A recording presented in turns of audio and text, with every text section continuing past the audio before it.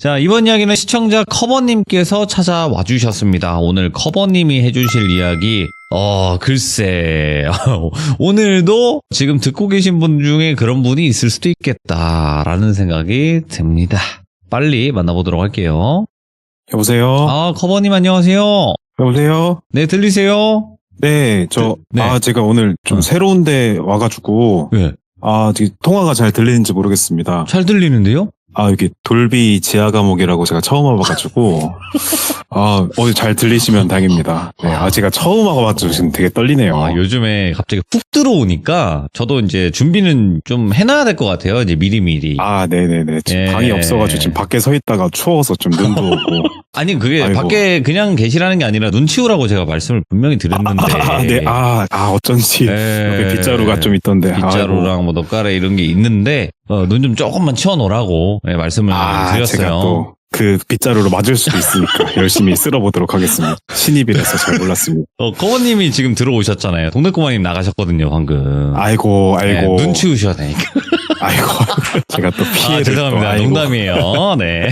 재밌자고, 네. 웃자고, 하는 말입니다. 커버님께서 오늘 해주실 이야기가, 오늘도 지금 듣고 계신 시청자분 중에 이런 분이 있을 수도 있겠다라는 생각이 드는 이야기예요. 저번 이야기처럼 그 정도는 아니지만 그래도 네네네. 있을 수도 있겠다 싶어서 한번 준비해봤습니다. 알겠습니다. 그러면 빠르게 한번 출발을 해보도록 할게요. 렛츠고! 길이십니다. 커버예요.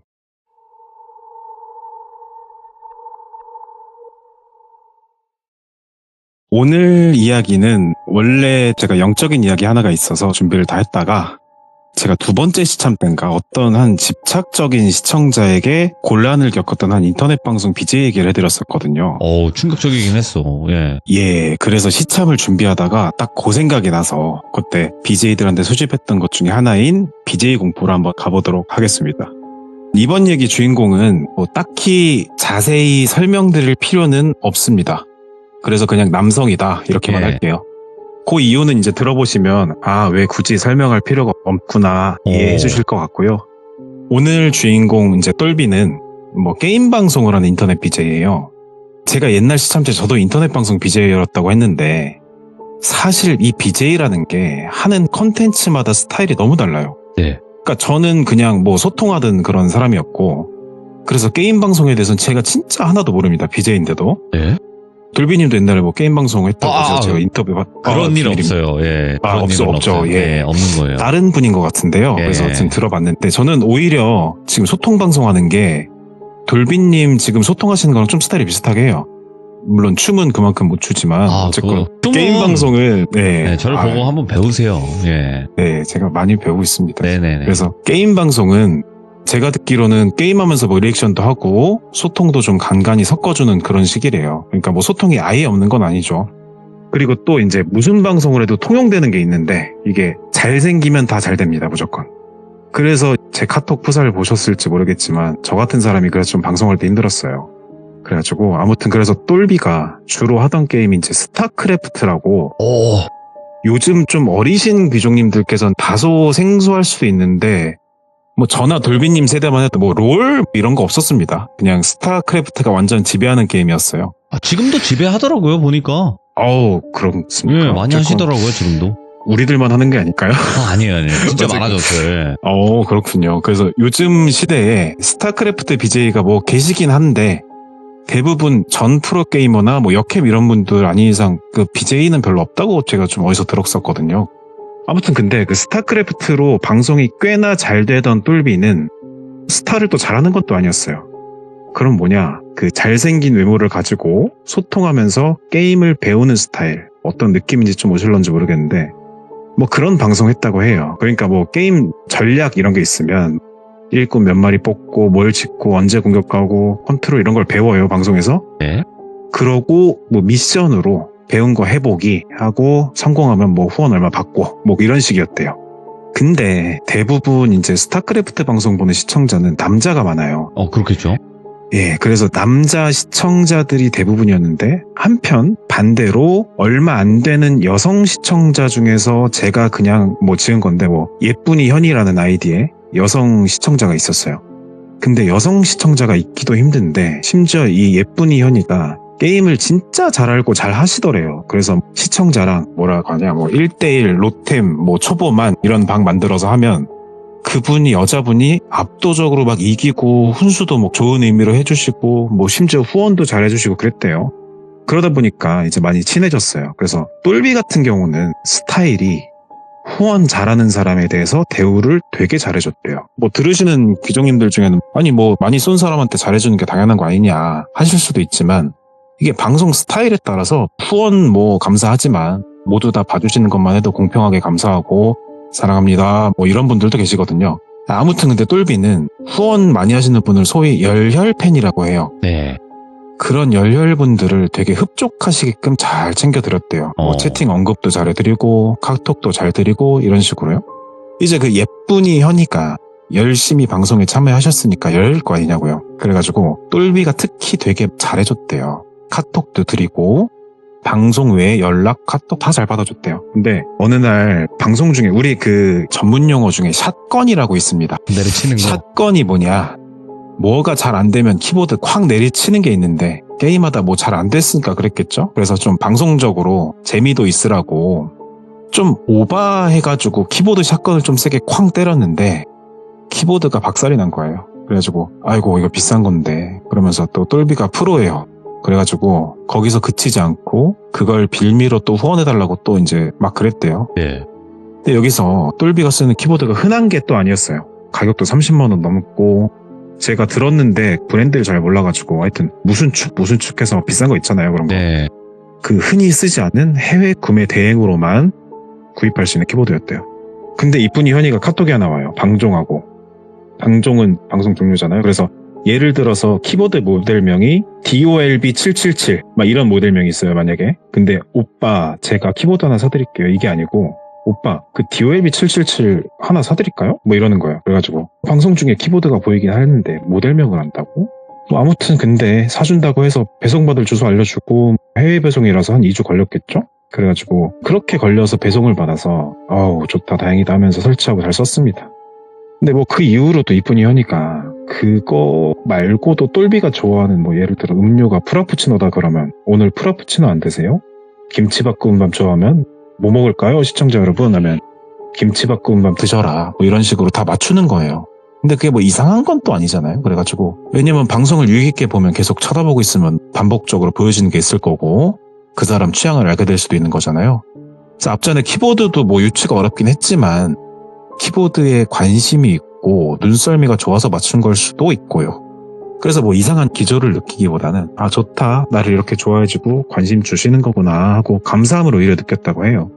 근데 이게 똘비가 뭐 의심 안 하는 문제라기보다는 BJ 대부분이 하신다면 이런 생각 하실 거예요. 왜냐면 BJ라는 게 시청자들의 사랑과 감사함으로 먹고 사는 직업이거든요. 그래서 아무튼 그렇게 하루하루 시간이 가고 어느 날은 똘비가 외출할 일이 있어서 야외 방송을 야방이라고 하는데 이제 야외 방송을 하게 됐는데 그러면 캠을 핸드폰으로 그러니까 모바일로 해야 돼요. 네. 그래서 셀카폰 같은 거 쭉 뽑아서 핸드폰 달고 길거리를 돌아다니면서 소통을 했대요. 근데 뭐 이게 홍대, 이태원, 강남 이런 유명한 번화가가 아니고 어떤 남산타워 이런 랜드마크가 있고 그런 데로 간 것도 아니에요. 그냥 집 앞에 길거리를 돌아다녔는데 그러니까 이쁜이 현이가 맞추더래요. 예를 들어서 건물이 김밥 천국에 있고 그 옆에 CU가 있고 그 옆에 돌비 약국이 있으면 뭐 어디나 있을 만한 프랜차이즈지만 그 순서대로 이렇게 있긴 힘들잖아요. 지역마다 다르니까. 근데 그 건물들 순서를 맞추면서 김천 가세요? 아니 CU 가시나? 아 약국 가시는구나. 뭐 예컨대 이런 식으로 맞췄대요. 근데 그때는 감사함보다는 이제 슬슬 놀랬대요. 왜냐하면 똘비가 이전에 야방을 한 적이 없고 게임방송 BJ니까 자기 지역을 보여준 적도 없거든요. 그래서 좀 뭐라고 하긴 그렇고 그냥 찝찝해서 인사하고 방종했대요. 사실 원래 똘비가 그냥 약국 가려고 했었대요. 그래서 방종하고 약국 가서 약을 사고 나오는데 느낌이 참 좀 쎄하더래요. 그래서 주변을 두리번거리면서 갔는데 회색 패딩을 입고 검은색 볼캡 모자를 쓰고 주머니에 손을 푹 찔러 놓은 육안으로 보기엔 외관상으로는 40대 초중반 되어 보이는 남성분이 근처를 어슬렁 하더래요. 근데 뭐 그럴 수 있죠. 아니 네. 뭐 패딩 입고 모자 쓰고 그렇지. 주머니 손 놓은 게 범죄도 아니니까. 그래서 똘비가 그냥 내가 좀 예민해서 그렇게 느끼는 것이겠구나 하고 그냥 내가 좀 쫄았다. 집에서 약 먹고 샤워하고 누워 자야지 하고 집에 갔어요. 근데 공동 현관 비밀번호를 띠띠띠 누르고 들어가려는데 이번에는 촉도 없는데 그냥 아무 이유 없이 뒤를 한번 돌아보고 싶더래요. 그래서 쓱 돌아봤는데 아까 그 인상착의의 그분이 쫓아온 거예요. 그래서 공동현관 맞은편 골목에 전봇대 한쪽 어깨를 이렇게 기대서 자기를 쳐다보는지 아니면 고개를 푹 숙인 건지 잘 모르게끔 하고 그냥 가만히 서 있더래요. 자, 여기서 좀 뭔가 이상하잖아요. 근데 이상하다고 가서 말 걸면서 당신 누구요? 왜 쫓아옵니까? 뭐 할 사람 있을까요? 저는 시참자 익명링점도 아니면 아무도 없을 거라고 생각해요. 익명링급 아니면은 그렇게 하기 쉽지 않거든요. 대부분 우리네 사람들은. 쳐다만 봐도 그냥 도망갈 것 같은데. 아유, 그렇죠. 그래서 되게 찝찝한 기분으로 집에 들어갔대요. 그리고 뭐 하려던 거 하고 그날은 그렇게 자고 넘어갑니다. 아무튼 이제 이쁜이 현이 얘기로 다시 돌아가서 근데 그분이 지금 흐름상 뭔가 만나려고 할 것 같고 그런데 그런 거 하나도 없고 후원만 잘해주고 근데 다만 신경 쓰였던 거는 내 디테일을 너무 잘 알고 있다. 근데 그 건물 위치 맞추고 그런 게 쫄리긴 해도 이게 참 웃긴 게 후원이 빵빵 터지면 모든 게 무뎌진대요 이게. 그래서 이쁜이 현이가 말 그대로 똘비의 이쁜이였던 거죠. 예. 그리고 그 BJ 은어 중에 감는다라는 말이 있어요. 감어? 네. 좀 잘 쏘고 적극적이고 이른바 뭐 큰손이라고 하죠. 아, 예. 그런 느낌 나는 사람들을 BJ들이 자기 시청자로 만들고 싶어서 잘 대해주고 챙겨주고 하면서 하는 걸 뭐 감는다고 한대요. 오. 그래서 똘비는 그 이쁜이 현이를 감고 싶었어요.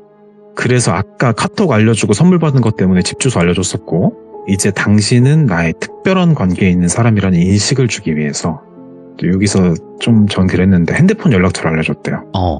근데 여기까지 들으면 뭘 믿고 그렇게 다 알려주나 하실 수 있는데 똘비 입장에서는 뭐 엄청 쏘는데 찾아오지도 않아. 네. 전화하자고도 안 해. 다만 좀 잘 알 뿐이야. 그렇기 때문에 그 관계가 우리가 돼보지 않았으니까 우리는 그렇게 돈을 받지도 않았었고 그래서 그들의 관계에서는 뭐 신뢰 아닌 신뢰가 있었나 봐요. 하여튼 그래서 뭐 다 알려줬는데 역시나 전화하려고도 안 하고 귀찮게도 안 했대요. 근데 양상이 조금 바뀐 게 하나 생겼어요. 어느 순간부터 이쁜이 현이가 후원을 잘 안 해요. 근데 그렇다고 해서 떠났냐? 그건 또 아니고 예. 후원 대신 실생활에서 유용할 선물들을 위주로 보내기 시작한 거예요. 오. 그러니까 저번에 키보드 보낸 것처럼 마우스를 보내거나 뭐 똘비 좋아할 만한 스타일의 옷, 장신구, 신발 이런 거 있잖아요. 뭐 그런 걸 보낸 거예요. 근데 똘비는 돈이 벌고 싶었지 선물은 진짜 좀 못된 말로 그냥 그 돈 받아서 자기가 사면 되거든요. 그래서 좀 짜증도 나고 짜증이 나다 보니까 자신에 대한 깊은 관심 그리고 자기를 잘 파악해야 된 것들이 예전에는 그것이 감사였는데 지금은 되게 언짢음으로 서서히 변해갔대요. 안 쏘니까. 그러다 똘비의 마음이 그 현이에게서 완전히 돌아서는 결정적인 사건이 하나 발생합니다. 네. 어느 날 현이한테 카톡이 와요. 근데 여느 때처럼의 카톡이 아니고 좀 다른 내용이었는데요. 오빠 저 5만 원만 빌려주세요. 그러는 거예요. 근데 돈 빌려달라는 걸 떠나서 금액이 진짜 그동안 선물한 거에 비하면 5만 원은 진짜 작은 금액이거든요. 오, 예. 이제 그걸 빌려달라는 거예요. 그래서 이해가 좀 안 갔대요. 그래서 왜 그러냐 그랬더니 그냥 나를 믿고 5만 원 빌려주시라고. 근데 그때쯤 해서 똘비는 후원 안 해줘서 스트레스도 받고 방송도 좀 안 되고 있던 상황이었고 그래서 뭐 5만 원 넘는 건 당연히 아니었지만 거절했대요. 나 돈 거래 안 한다고. 나는 5천 원이 됐든 5만 원이 됐든 50만 원이 됐든 간에 난 돈 거래 안 하는 주의다. 친한 사람일수록 더 그래요. 이랬대요.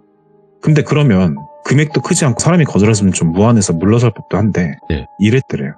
오빠 마지막으로 물어볼게. 진짜 안 빌려줄 거야? 뭐야? 그러니까 아니 이제 좀 짜증이 난다. 별걸 가지고 다 난리야. 그러면서 싫다고 안 된다고 뭐 이럴 거면 카톡하지 말라고 그랬대요. 그랬더니 숫자 1이 금방 사라지더니 일십을 하더래요. 그러니까 읽고 답장 안 했다고. 그래서 그 결정적인 사건이 일어나고 나서 똘비는 마음의 준비를 합니다. 예쁜이 현이를 커트해야겠다고. 그래서 방송에서 채팅에 대꾸도 안 해주고 선물 보내주면 반송하고 그러면서 거리를 뒀대요. 예. 근데 좀 쫄리기도 했던 것도 사실이었대요. 왜냐면 이제 그동안 자신에 대해 알고 있던 그 많은 내용들이 이제 좀 쫄리는 거예요. 그래서 대놓고 그렇게 밀어내는데도 현이는 옛날에 그 돈 빌려달라고 한 거 일시판 이후로 개인적인 연락은 또 한 번도 안 했대요. 그래서 네. 근데 뭐 큰손 아쉽지만 이렇게 끝이다. 다른 큰손 왔으면 좋겠다. 그러면서 그냥 저냥 방송을 하면서 지냈대요. 그러던 어느 날 시간이 좀 흘러서 집에서 자고 있는데 쾅쾅쾅 하고 누가 문을 두드리더래요. 그래서 뭐야 하고 누구세요 하고 인터폰 보니까 아무도 없어요. 네. 그래서 뭐요 하고 문을 벌컥 열고 이제 똘비네가 우리 왜 구형 아파트들이 특히 요즘식과 다르게 이제 마주보는 두 세대씩 있지 않고 복도식으로 쫙 돼 있잖아요. 그래서 여러 세대가 쭉 좌우로 늘어져 있는 복도식이에요. 그래서 문 열고 좌우를 살폈는데 아무도 없더래요.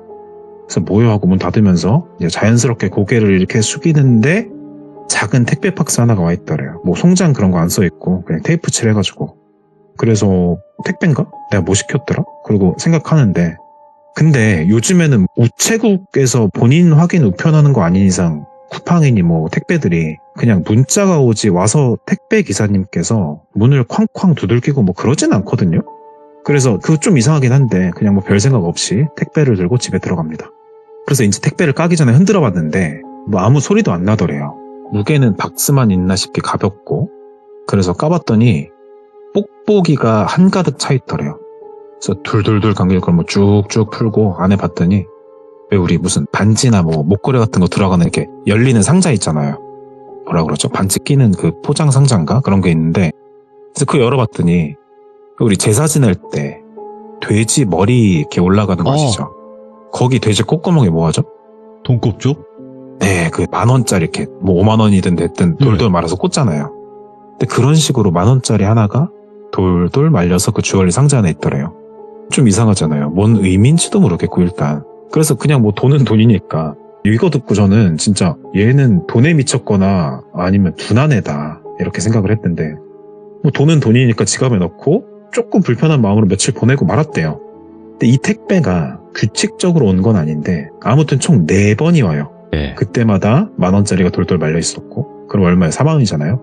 그래서 이게 무슨 의미가 있나 뭐 죽을 사 하면서 혼자 막 으스스한 상상도 하고 근데 똘비가 진짜 돈 밑에 돈에 미친 새인 게 이쯤 되면 뭐 스토킹이나 아니면 하다못해 의도를 가진 뭐라고 생각할 법도 한데 돈에 미쳐가지고 그냥 어쨌건 10,000원도 돈이니까 그냥 생각 없이 지갑에 쭉쭉 넣었대요. 그래서 예. 다만 사가 뭐냐 그 정도 의미를 좀 생각했대요. 그래서 네이버에다 쳐보니까 당연히 저주의 숫자 뭐 죽음의 사다 이런 거 나오고 아니면 뭐 고대 그리스에서 세상의 구성 요소 사원소 이런 거 나오고 그래서 뭐 그런 거 나무 위키 같은 거 재밌으니까 또 좀 읽으면서 시간 보내다가 딱히 나오는 건 없어서 그러고 넘어갔대요.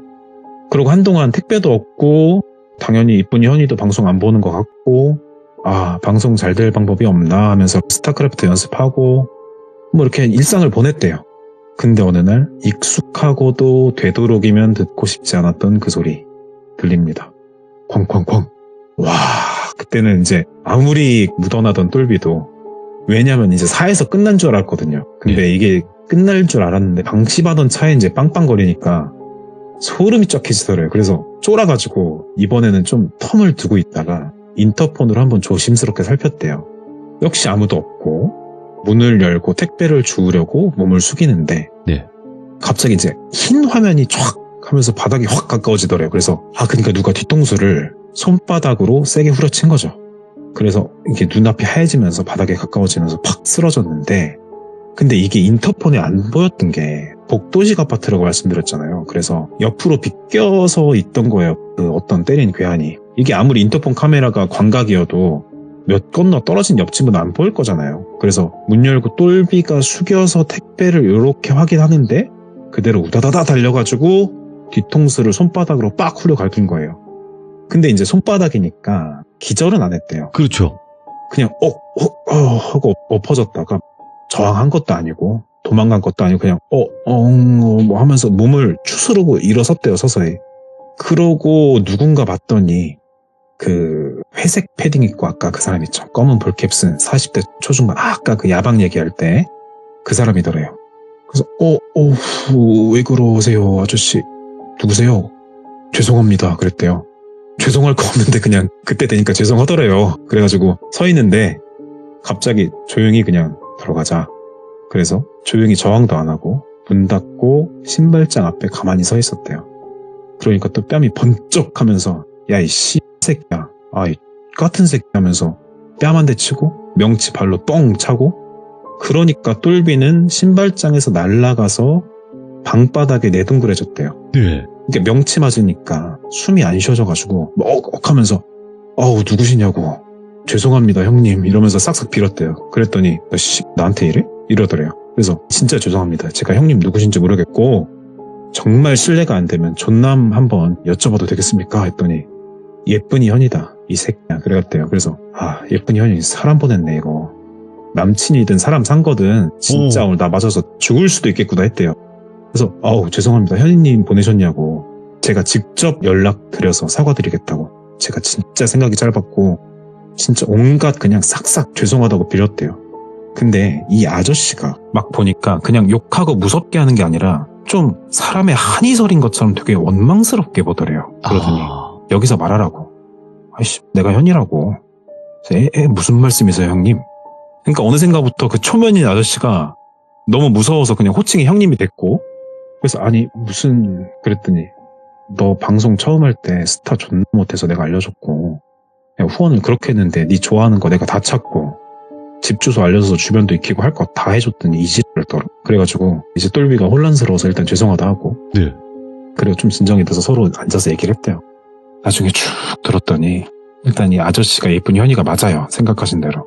왜 어떻게 된 거냐면 그러니까 처음에 그냥 본인 남자 성별 아이디로 들어갔는데 반응이 시원치가 않더래요. 그래서 이 똘비가 여자가 적기도 하고 똘비도 남자다 보니까 여성 시청자한테 잘해준 거예요. 그러니까 이제는 예쁜이 현이 아저씨라고 할게요. 남자니까. 네. 현이 아저씨가 남자 계정으로 꽤 쌌어요. 예. 근데 무시당하다가 여자한테 잘해주는 거 보고 뭐 구글링 했겠죠? 뭐 예쁜 여자 사진 그냥 끌거다가 계정을 파서 열렬히 된 거예요. 예. 근데 이게 무슨 마음이 어떻다 이거보다 이게 무시당한 게 그렇게 화가 나서 미쳐가지고 했대요. 그래서 글 시작을 했는데 이제 어느 순간 좀 듣기 좀 그러실 수도 있는데 이 예쁘장하게 잘생긴 똘비한테 이상한 감정을 느낀 거예요 이제. 그래서 사랑했구나. 와 좀 충격적인데 예. 좋아하게 됐대요. 그래서 그러다 보니까 와 나는 이 사람과 시청자 간의 관계라기보다는 매우 긴밀한 사적인 관계다라는 생각이 들면서 후원보다는 이제 선물을 하게 된 거예요. 소름 끼치네 저도 지금. 근데 5만 원. 저희는 성소수자를 뭐 비하거나 그럴 의도가 없고 그런 이 전혀 이야기에서 아니고요. 나온 그럼요. 것만 판단해 주시면 될 것 같아요. 성소수자에 대한 비하보다는 네. 이 남자분의 폭력적인 성향이라든가 비뚤어진 마음이 전 문제라고 생각하고 있습니다. 혹시 오해 안 하셨으면 좋겠고요. 네. 그래서 그럼 5만 원 빌려달라는 건 뭐였냐? 그때 스타크래프트 2가 있었는데 패키지를 어쩌고저쩌고 사면 그게 5만 원이었대요. 그래서 얘가 나를 진짜 사람으로서 존중하냐 그 아저씨만의 이상한 척도로 5만 원을 달라고 해봤고 네. 거절하니까 그래도 마지막 기회다 하면서 또 빌려달라고 했고, 근데 그것도 거절하니까 이제 좋아하는 마음이 얘 어떻게 해하고 싶다로 변질된 거죠. 그래서 택배 4번 4만 원이 뭐 죽을 사 이런 게 아니었어요. 사실 5번째까지 해서 5만 원을 채워서 본인 마음을 원래는 돌려주려고 했대요. 네. 뭐 그 아저씨 입장에서는 마치 카운트다운일 수도 있고요. 아무튼 그래서 이제 넘어진 똘비한테 마지막 택배를 던지면서 자, 너 5만 원으로 넌 끝이다. 이제 이야기를 쭉 들으니까 본인 해할 것 같잖아요, 흐름상. 근데 그냥 거기서 멈추고 신고하려면 해. 나 잡혀가도 대신 와서 너 패줄 사람 수두룩 빽빽이요. 하고 문 쾅 차고 나갔대요. 그래서 똘비가 이제 멘털이 나가서 자빠져 있는 채로 한동안 그대로 있었대요. 단순히 그 대신 와서 패줄 사람, 그거 무서운 것도 있었는데 그냥 뭔가 기가 빠져서 신고를 안 했답니다. 그리고 쥐죽은 듯이 살고 본인의 행동도 방송하면서 조심하고 너무 뭐든 선 넘지 말자 이러면서, 근데 그 와중에 방송은 또 안 가만두고 방송이 좋았나 봐요. 방송도 계속 하고 있었어요. 근데 항상 뭐 이런 이야기를 드리면 어떤 한 사람을 악인으로 상정하고 주인공 똘비로 상정되는 사람이 대부분 피해자라든가 선한 사람 이러잖아요. 근데 제가 서두에 똘비에 대한 대강의 정보도 안 알려드린다고 했잖아요. 근데 그게 왜 그러냐면, 물론 예쁜이 현이 아저씨가 물리적으로 잘못된 행동을 했죠.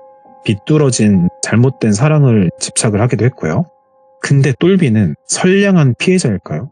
이런 생각이 들어서 자유롭게 생각을 해주시길 바라면서 그냥 똘비를 남자라고만 말씀드려봤어요. 네. 이제 10길 물속은 알아도 한 길 사람 속 모른다고, 참 사람 마음이라는 건 어떤 거고 그걸 가지고 장난치면 안 되겠다, 우리가 참 서로 조심해야겠다, 이런 생각이 들고 그런 소소한 얘기 하나 수집하게 돼가지고 빠르게 들려드리게 되었습니다. 야, 근데 이거는 사실상 저도 방송하는 입장이지만 이 지켜야 될 선이라는 게 있거든요. 맞습니다. 서로 간에 네. 존중을 해주면 존중을 받아야 되는 게 맞는 것이고, 그렇게 또 있는 것인데 그 선을 넘는 순간은 그때부터는 돌이킬 수가 없는 것 같아요.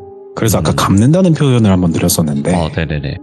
선물해주시는 분의 마음도 중요한 거고 받는 사람도 감사함으로 받는 건데, 누구든 그 마음을 이용하기 시작하면 이게 뭐 성소수자가 문제가 아니고 여자가 남자를, 남자가 여자를 좋아하는 마음을 가지고 교묘하게 이용하는 그런 것들이 참 안 좋지 않을까, 뭐 그런 생각이 들어서 여러 가지 생각이 들었었습니다. 지금도 뭐 그런 일들은 곳곳에서 벌어지고 계실 거고, 아마 지금 듣고 계신 시청자분들 중에서도 나도 그런 일이 있었어, 그러니까 나도 뭐 후원을 많이 했다, 혹은 뭐 나도 방송을 하면서 후원을 많이 받았다, 근데 뭐 서로 간에 좀 그냥 이용하려고 했다, 뭐 이런 경우들이 많잖아요. 저는 선도 애매한 것 같고. 맞아요. 그렇습니다. 맞아요.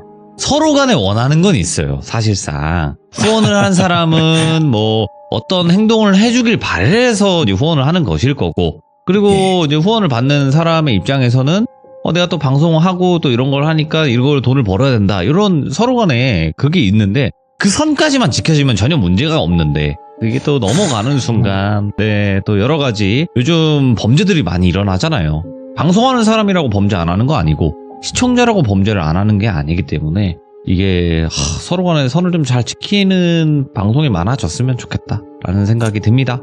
네, 감사합니다. 네, 아이고 오늘 커버님 말씀 너무 잘해주셨어요. 역시 커버님이 말씀해주시니까 섬뜩하네요. 네. 별 말씀을요. 감사합니다. 네, 너무너무 감사드리고 다음번에도 다른 이야기 찾아와 주세요. 네, 감사합니다. 감사합니다.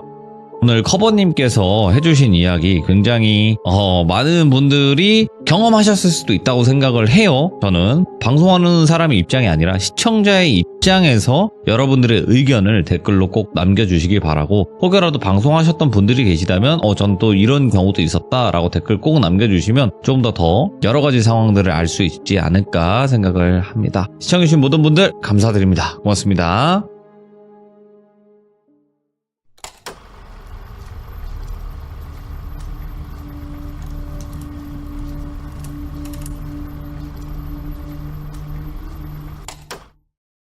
자, 여러분들 반갑습니다. 이번 이야기는 시청자 커버님께서 찾아와 주셨습니다. 오늘 커버님이 해주실 이야기 어떤 이야기일까요? 빠르게 만나보도록 할게요. 안녕하십니까. 커버님 반갑습니다. 아이고, 안녕하세요, 돌비님. 네, 근데 오늘은 시청각 자료까지 준비를 하셨어요. 저 원래 시청각 자료를 좀 준비 안 하려고 했는데 네네네. 언변이 부족하다 보니 좀 필요하게 됐습니다. 겸손. 제가 제일 좋아하는 단어가 겸손이거든요. 네, 맞습니다. 겸손해야죠. 겸손님이네요, 오늘은. 겸손 커버. 자, 감사합니다. 오늘 또 이렇게 찾아와 주셔서 감사드리고, 자, 그러면 도대체 오늘 해주실 이야기는 어떤 이야기일지 빠르게 출발을 해보도록 하겠습니다. 렛츠고! 길이십니다. 커버예요.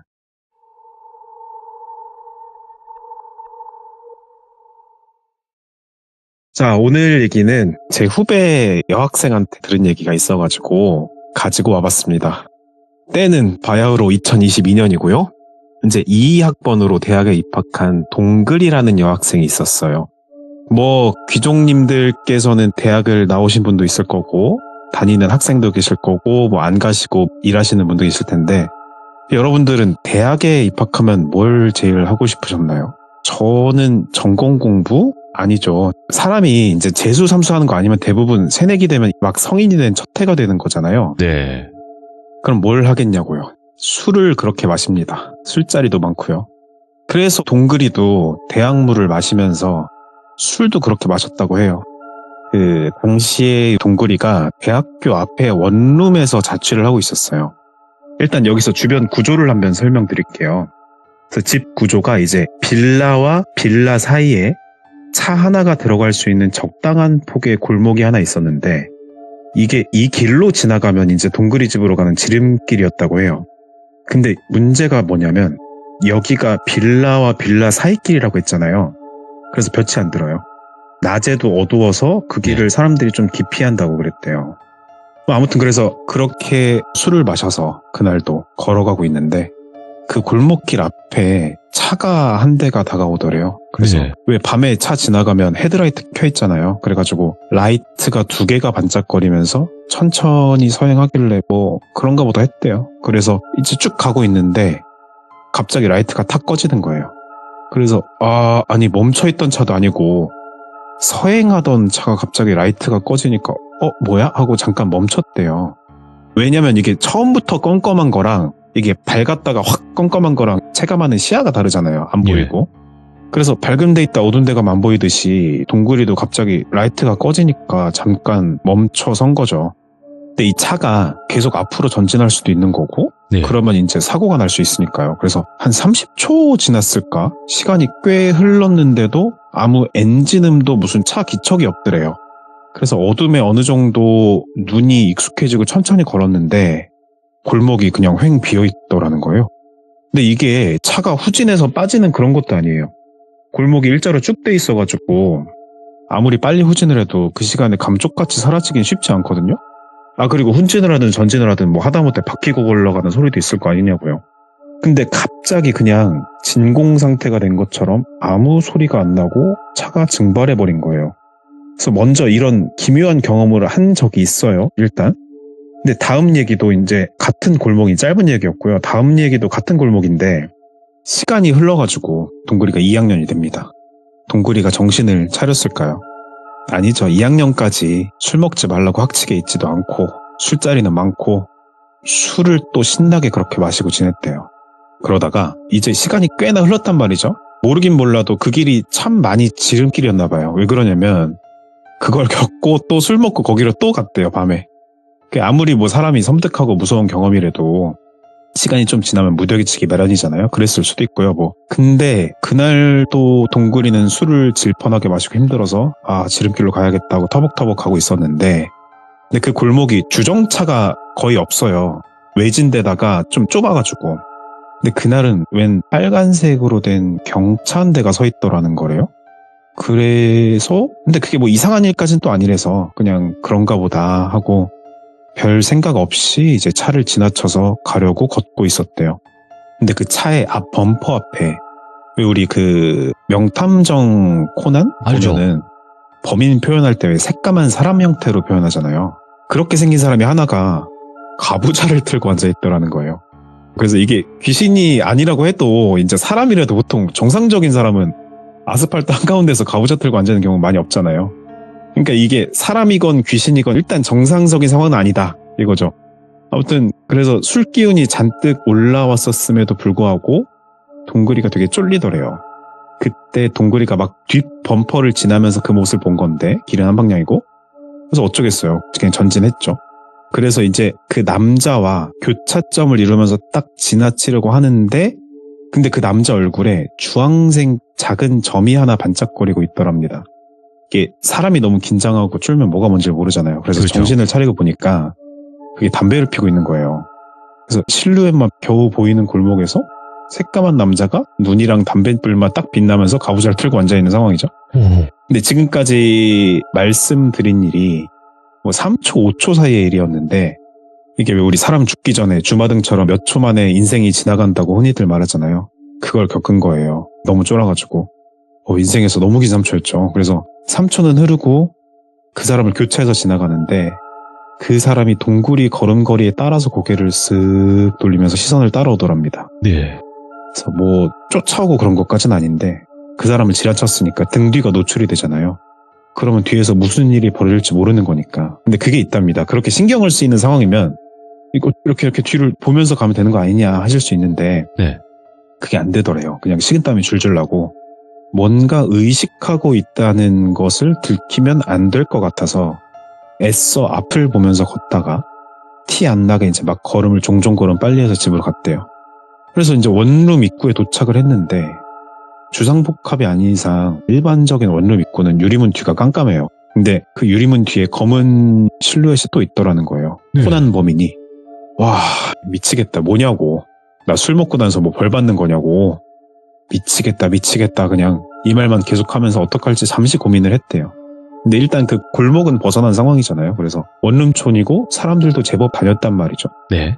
그래서 동굴이 생각한 게 공동현관 입구까지 가면 센서 등은 켜질 것이고 공동현관 비번을 입력하려고 하면 소리가 날 것이고 그럼 만약 저 존재가 귀신이라면 사라질 것이고 사람이라면 나한테 위해를 가하지 못할 것이다 라는 생각이 들어서 그때 이게 정상적인 판단이 힘든 상황이었다는 것을 감안하면 이해는 가는데 이제 평온한 상태에서 저나 여러분처럼 듣는 상황에서는 이해가 잘 안 가죠. 그냥 뒤돌아서 경찰에 신고해 뭐 이런 생각이 들 텐데 아무튼 그래서 동굴이는 가까이 갔답니다. 센서 등이 켜지고 갑자기 환해지니까 그 존재가 뭐였냐면요. 몰라요. 왜? 센서 등이 켜지니까 그 존재가 그냥 휘릭하고 사라진 거예요. 아, 와, 그래서 뭐 어쩌겠어요. 사라졌는데. 그냥 무심코 뒤를 돌아봤는데 아까 그 골목은 심연 마냥 깊은 어둠 속에 쌓여있고 네. 뭐 들어갔죠 집에. 그날 너무 무서워서 불도 못 켜고 그냥 숨죽이고 잤고 네. 정말 다행히 별일은 없었다고 해요.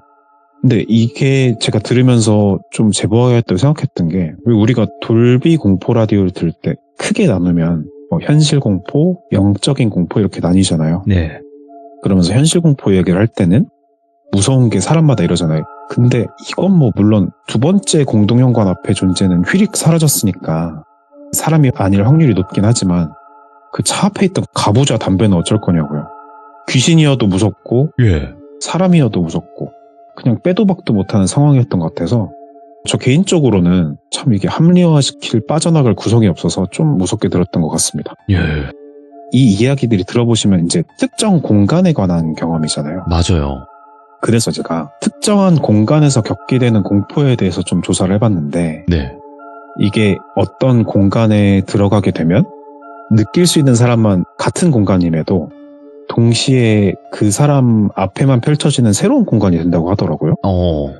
그런 공간에 느껴지는 큰 변화가 제가 글을 여러 개를 찾아봤는데 소리, 냄새, 온도, 생물 이렇게 4가지를 점검해 볼 수 있다고 합니다. 네. 그래서 제가 동글이한테 물어봤죠. 너 뭐 특별한 소리 들렸다거나 냄새나 뭐 향기나 온기를 느꼈냐? 아니면 뭐 이상한 생명체나 그런 게 목격되었냐 이렇게요. 그랬더니 먼저 소리의 경우에는 오히려 조용했다고 해요. 왜 괴기스러운 경험하신 분들 얘기 들어보면 쿵, 쓱, 뭐 저벅저벅 이런 식으로 소리가 들리잖아요. 네. 근데 마치 우리 영화 인터스텔라 그거 한 장면처럼 진공 상태인 것처럼 청각으로 느낄 수 있는 어떤 인지 가능한 소리가 들리지도 않았다고 해요. 네. 그럼 다음에 냄새는 안 났냐? 그건 제가 모르겠습니다. 물어봤는데 냄새도 기억이 안 나고 부슬비가 내려서 습한 5월이었다고 해요. 뭐 특별한 냄새는 안 났던 것 같고 생명체는 뭐 고양이, 벌레, 쥐 이런 거 발견하지도 않았고 네. 마지막으로 온도는 어땠냐 물어봤더니 온도가 이게 좀 특이했어요. 보통 한기를 느끼면 축축하고 차가운 느낌을 받잖아요. 근데 그때가 제가 5월에 습한 날이었다고 했잖아요. 근데 갑자기 주변이 싹 건조해지면서 온도가 순간적으로 확 내려갔더랍니다. 네. 그러니까 종합해보면 진공 상태에서 건조하고 서늘해진 거예요. 이런 경험이 항상 특정한 공간으로 빨려 들어가는 거라고 할 수는 없지만 과학적인 근거도 없지만 그런 변화를 상상해보면 우리가 간접 체험으로나마 이런 공간에 대한 공포감에 대해서 느껴볼 수 있지 않을까 해서 하나 이제 들고 와봤고요. 네. 제가 딱 여기까지 들었어요. 듣고 동그리한테 한마디를 했습니다. 야, 짧다. 더 줘. 더 필요해. 못해. 그래서 쥐어 짜가지고 같이 막 얘기를 한참 하면서 네. 하나 또 이제 들었는데 그 걔네 학교에서 겪은 얘기가 있어서 좀 짧아서 탈탈 털는 이야기 입가심 수정과 한잔 하시라고 좀 준비를 해봤는데 예. 이건 가장 최근에 겪은 얘기라고 하는데요. 지금 동글이가 자격증 공부를 그렇게 해요. 그래서 학교에 남아서 공부를 합니다. 그래서 아까 말씀드렸듯이 제가 그림으로 설명하는 걸 별로 안 좋아해요. 하지만 제가 이거 구조를 어떻게 설명할까 하다가 저도 그림을 그렸습니다. 이제 화면 봐주시면 좋을 것 같은데 우선 자습실이라고 써있는 곳에서 동글이가 공부를 하고 있었어요. 예. 가운데 복도가 쭉 있고 정면에 철문이 있습니다. 철문이 뭐냐면 열고 계단으로 연결돼요. 거기 위치가 4층이었는데 그리고 철문을 바라보고 오른쪽 보면 엘리베이터, 그 왼쪽이 이제 화장실 남자 여자. 자, 그리고 마지막으로 철문 바라보고 왼쪽은 사물함이고요. 근데 이 자습실에서 공부를 하다가 책을 정리하려고 사물함을 가요. 그래서 이렇게 복도를 쭉 가로질러서 철문 왼쪽으로 가서 사물함 앞에 쭈그리고 앉아서 책을 정리하고 있었어요. 근데 혹시 돌비님 센서 등 화장실이라고 아세요? 센서도 화장실? 네, 센서 등 화장실인데 이게 네. 문을 들어가면 동작을 인식해서 삐빅하고 불이 켜져요. 예. 그리고 또 동작을 감지해서 나가면 삐빅하고 불이 꺼지는 시스템인데 네. 저는 이 건물 들어와서 처음 봤거든요. 그래서 지금 영상이 하나 있는데 한번 그 소리랑 입장, 퇴장만 확인해 주시면 좀 이해가 되실 것 같아요. 네. 물론 남자 화장실이고요. 제가 사람 없는 시간에 바닥만 해가지고 네.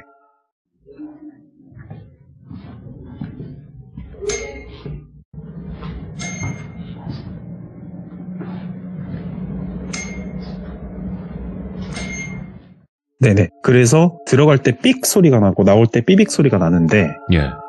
그리고 이 사진이 하나 또 있어요. 사진은 이제 분위기 전달을 위해서 제가 아까 그 그림에 보여드렸던 그 복도 전경을 찍었거든요. 그것도 이제 사람 없을 때 특정되지 않게 바닥 쪽으로 해서 찍었는데 네, 거기 느낌이 한 요런 느낌이라고 보시면 되는데 사진 한번 나중에 봐주시고요. 엄청 어둡네. 네, 솔직히 좀 무섭더라고요. 그래서 무섭네 이거. 이거 찍으러 가면서 솔직히 연가 하나 걸리면 사연 좀 늘어나는데 다행히 그런 건 안 봤지만 아유, 수많은 귀신이 쳐다보고 있었을 거예요. 아우 예 좋습니다. 어쨌건 그때가 밤이었단 말이죠. 그래서 으스스하긴 했는데 사람이 뭐 꼭 없어야만 하는 상황은 아니었거든요.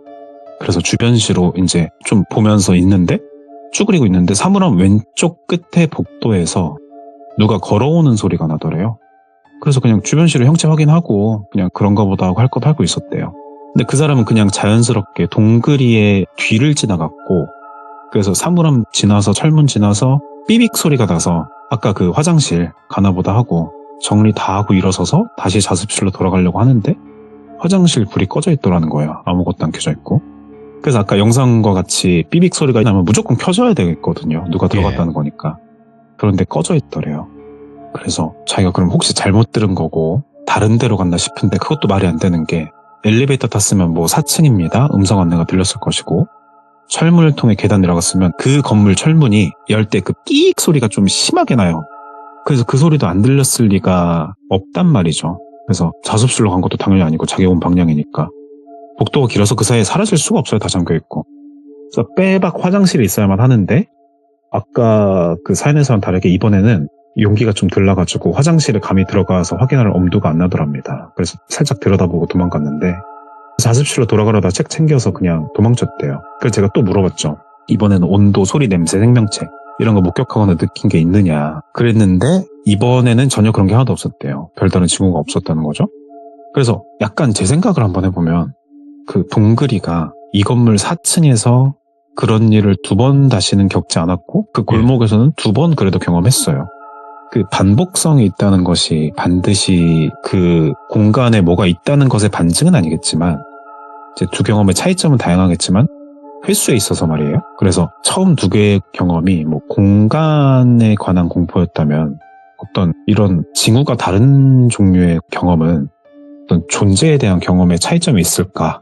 있지 않을까? 뭐 이런 생각이 좀 들었었습니다. 그래가지고 이제 얘기를 들었는데 친구가 돌비 공포 라디오를 너무 좋아해서 아이고 감사하네. 네, 아까 말씀드렸다시피 지금 저 술 먹으면서 듣고 있다고 하는데 예.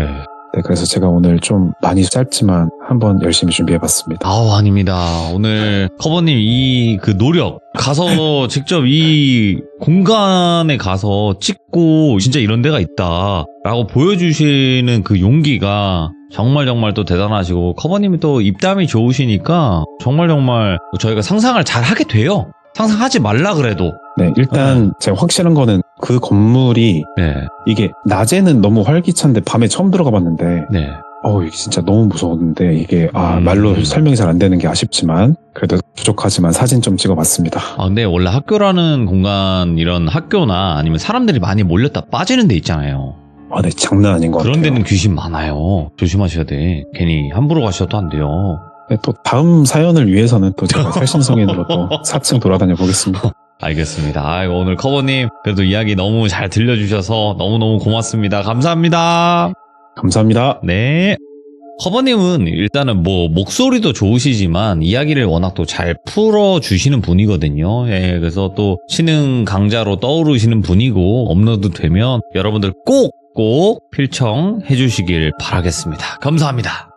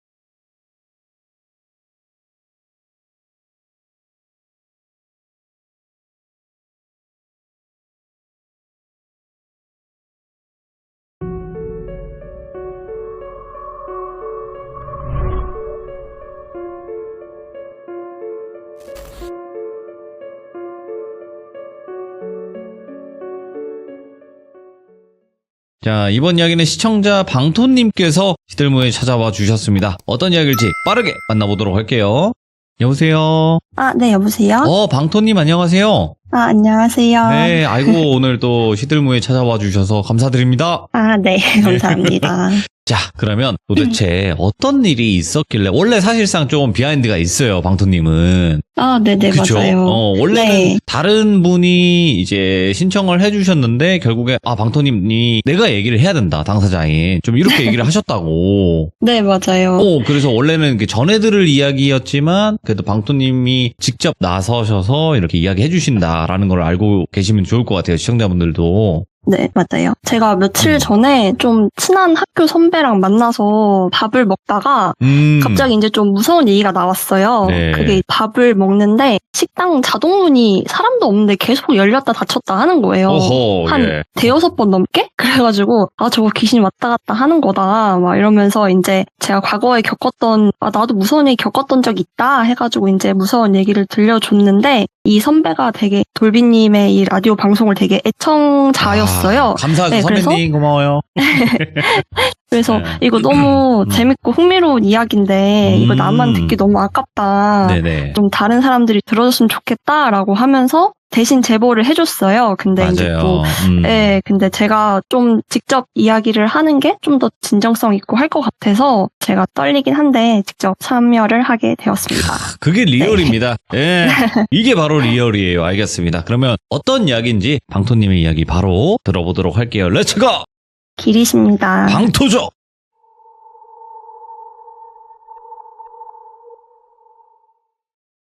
이야기 한번 시작해 볼게요. 일단 저는 좀 어렸을 때 소위 좀 말하는 기가 약한 애였던 것 같아요. 특히 잠자리 같은 거에 좀 예민했는데 여행을 가거나 아니면 좀 으스스한 데서 잠이 들면 가위에 눌리거나 네. 좀 이상한 꿈을 많이 꿨던 것 같아요. 그래서 제가 이 사실을 좀 인지하게 된 두 가지 사건이 있었는데 오늘은 그 두 가지 사건을 한번 좀 말씀을 드려보려고 하거든요. 첫 번째는 일단 제가 어렸을 때 잠깐 살았었던 아파트에서 겪었던 일이에요.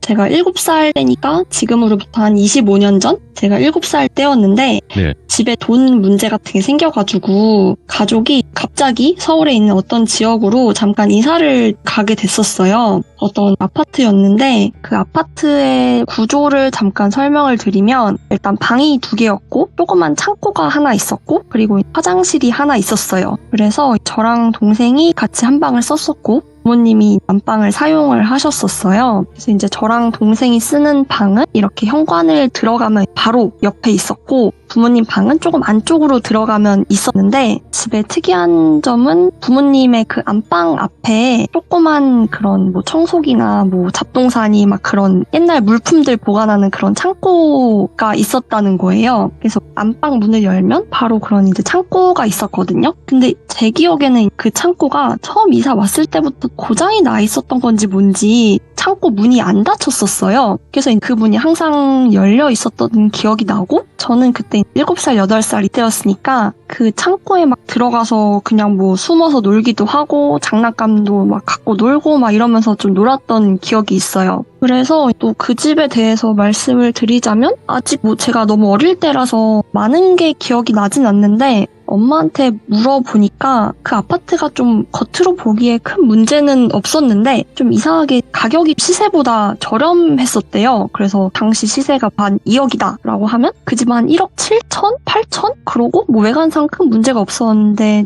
뭐 주변보다 시세가 좀 저렴하고 며칠 전까지만 해도 부동산에 안 올라와 있던 매물인데 급하게 나온 매물이었대요. 그렇기도 하고 또 갑자기 나온 매물이라 조금 의심스럽긴 하잖아요. 그리고 부모님이 생각하기에 그때 이사를 갔던 지역이 과거에 공장들이 많은 터였다고 해요. 그래서 지금도 그 아파트를 지나가면 뭐 무슨 아파트 땡땡 피아노 터 약간 막 이런 피아노 공장 터 뭐 이렇게 되어 있거든요. 네. 그래서 이 아파트도 과거에는 피아노 공장 터였대요. 그래서 저희 부모님은 처음에 아파트가 과거에 피아노 공장 터였다는 게 조금 마음에 걸리기는 했는데 일단은 뭐 돈 문제도 있고 뭐 급하게 살 곳을 좀 구해야 됐어가지고 일단은 이 아파트를 선택을 하셨다고 해요. 예. 그래서 여기까지가 제가 기억하는 아파트에 대한 사실이고 아파트에서 제가 겪었던 일을 말씀을 드리면 이사를 하고 나서 저는 좀 언제부턴가 잠이 드는 게 무서웠던 것 같아요. 아무 이유도 없이. 제가 뭘 보거나 느끼거나 막 그랬던 건 아닌데 그냥 밤에 잠드는 게 너무 무서웠어요. 그래서 제가 동생이랑 같은 방을 썼다고 했잖아요. 근데 동생은 되게 뭐 무서워하지도 않고 아무 문제 없이 잠을 엄청 잘 잤는데 저는 이게 제 방인데도 잠자는 게 너무 무서운 거예요. 뭔가 막 본 적도 없고 느낀 적도 없는데 뭐가 막 나타날 것 같은 그런 느낌? 그래서 저는 그 집에서 있으면서 두 발을 뻗고 자본 적이 없어요. 왜냐면 뭔가 이불 속에서 두 발을 뻗으면 누군가가 내 발을 막 잡을 것 같고 심지어는 방 밖으로 나가서 화장실을 가는 것조차 너무 무서워가지고 엄마가 애기들 요강 같은 거 방에 설치해주고 막 그랬을 정도로 뭔가 그 집에서 밤만 되면 너무 무서워했던 기억이 나요. 그래서 방에서 무서우니까 못 자는 거예요. 못 자서 혼자 발발 떨다가 결국엔 참다가 엄마 아빠 방으로 갔어요. 엄마 아빠 방으로 가면 그때부터 막 이상한 일이 생기는 거예요. 잠을 엄마 아빠 앞이니까 안심을 하고 잠을 자는데 뭔가 꿈속인지 뭔지 제가 끝도 없는 어둠 속으로 빨려 들어가는 느낌이 드는 거예요. 이게 그냥 갑자기 지하 1층, 지하 2층, 3층, 100층 막 이렇게 되듯이 제 몸이 제 침대랑 같이 함께 이렇게 쿵쿵 하고 꺼지는 그런 느낌이 계속 드는 거예요. 그러니까 그때는 그게 뭔가 싶었는데 지금 생각해보면 가위의 일종이지 않을까 싶긴 하거든요. 그때는 아무것도 모르니까 그게 가위인지 뭔지도 모르잖아요. 네. 그래서 그렇게 지하로 빨려 들어가는 느낌을 맨날 들었었고 그게 너무 무서우니까 잠에서 깨면 저도 모르게 맨날 오열을 하는 거예요. 막 오열을 하고 있던 기억이 나는데 나중에 엄마 아빠 얘기를 들어보니까 엄마 아빠랑 같이 잤다고 했잖아요. 근데 아빠가 제가 자면서 맨날 숨을 안 쉬었대요. 네. 숨을 막 안 쉬고 있어가지고 아빠가 막 놀라가지고 흔들어 깨울 때도 있고 흔들어 깨워도 애가 안 일어나고 정신 못 차리면서 울고 있으니까 숨 안 쉬니까 너무 걱정이 되잖아요. 그래서 뺨을 때려가지고 깨우고 이랬던 적도 엄청 많았다고 해요. 그래서 저는 겨우 깨고 울다가 다시 잠들면 또 그렇게 밑으로 빨려 들어가는 느낌이 들고 그래가지고 그 집에서 살던 내내 되게 무서웠었거든요. 영문도 모른 채로. 그래서 그 집은 제 기억에 한 2년 정도밖에 안 살았던 것 같아요. 한 2년 정도 살다가 저희 가족이 다른 지역으로 이사를 가고 나서는 밤에 뭐 무서운 것도 없고 되게 밤에 잠도 잘 자고 뭐 그래서 잠들기 무서워했던 그런 기억들은 다 있고 그냥 되게 평범하게 지냈어요. 평범하게 지내고 시간이 흘러서 제가 한 중학교 2학년, 그러니까 15살쯤이 됐어요. 그때 과거에 그런 일들은 아예 있고 그냥 평화로운 삶을 살고 있었죠. 그리고 그 중학교 2학년 때 저는 학교 끝나고 집에 와서 거실에서 학생이니까 피곤하잖아요. 그래서 대자로 누워서 이렇게 거실에서 잠을 자고 있었어요. 근데 저희 집이 이렇게 거실에 딱 대자로 누우면 눈앞에 베란다가 있어가지고 밖에가 보이는 그런 풍경이거든요. 그리고 저희 집은 3층이었어요. 그래서 뭐 학교 끝나고 그날 와가지고 거실에 누워가지고 이렇게 잠을 자고 있는데 뭔가 창문 밖에 그 베란다 쪽에서 뭔가가 있는 거예요. 그래가지고 뭐지? 이렇게 하고 딱 눈을 떴는데 창문 밖에 그 여자 3명이 서 있는 거예요. 근데 저희 집 3층이고 베란다 창 밖에 사람이 서 있을 리가 없잖아요. 근데 정확히는 어른 여자 2명에 어린 여자애 1명 이렇게 해가지고 3명이 창 밖에 딱 서 있는 거예요. 그래가지고 저는 너무 당황스러우니까 진짜 아무 말도 못하고 그냥 어버버 하고 있었어요. 어버버 하고 있으니까 그 중에 한 명이 저를 이렇게 딱 보더니 이런 얘기를 하는 거예요. 너 잘 지내나 보러 왔어. 근데 너 이거 우리 본 거 어디 가서 얘기하면 안 된다? 라고 딱 하는 거예요. 그래가지고 저는 그 말을 듣고 일단 너무 무섭잖아요. 왜냐면 갑자기 창밖에 뭐가 나타나고 자기를 봤다는 거를 얘기하지 말라고 하니까 무서워가지고 진짜로 제가 이거를 다른 사람한테 갑자기 자다가 귀신 봤어 라고 하면 갑자기 이 사람이 귀신 같은 걸 돌변해가지고 너 아무한테도 말하지 말랬지. 약간 막 이럴 것 같은 그때는 그런 게 무서워가지고 진짜로 이 얘기를 성인이 될 때까지 아무한테도 안 하고 꽁꽁 숨겼어요. 이렇게 숨기고 있다가 시간이 흘러가지고 성인이 됐죠. 제가 20살이 넘었어요. 20살이 넘었을 때 가족 모임을 하게 됐는데 어쩌다 보니까 대화 소재로 무서운 얘기가 나온 거예요. 그래서 그때 무서운 얘기가 나왔으니까 고민을 하다가 아직까지 무섭긴 했는데 제가 쫄보여가지고 근데 용기를 내가지고 나 중학교 때 아파트 그 베란다 창문 쪽에서 여자 3명을 본 적 있다. 근데 그 여자 3명이 자기 본 거를 절대 말하지 말라고 해가지고 엄청 무서웠었다. 이런 얘기를 가족들한테 했어요. 근데 그 가족 모임에 작은 삼촌이 있었는데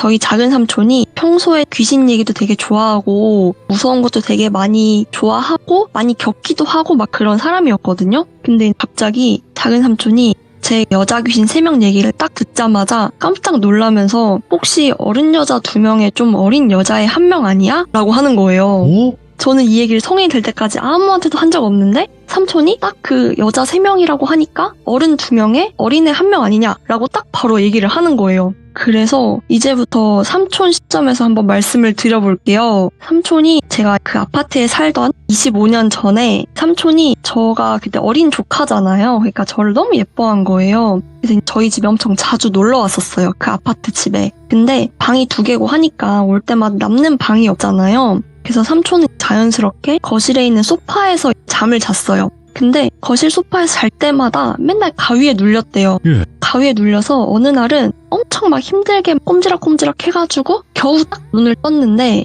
삼촌이 거실 소파 위에서 자고 있잖아요. 근데 어른 여자 2명이랑 어린 여자애 1명이 자기를 위에서 이렇게 내려다보고 있더래요. 근데 셋 다 머리카락이 엄청 길어가지고 그 머리카락이 삼촌 얼굴에 닿을 정도로 해가지고 진짜 막 신기한 물건 보듯이 이렇게 3명이 내려다보고 있더라는 거예요.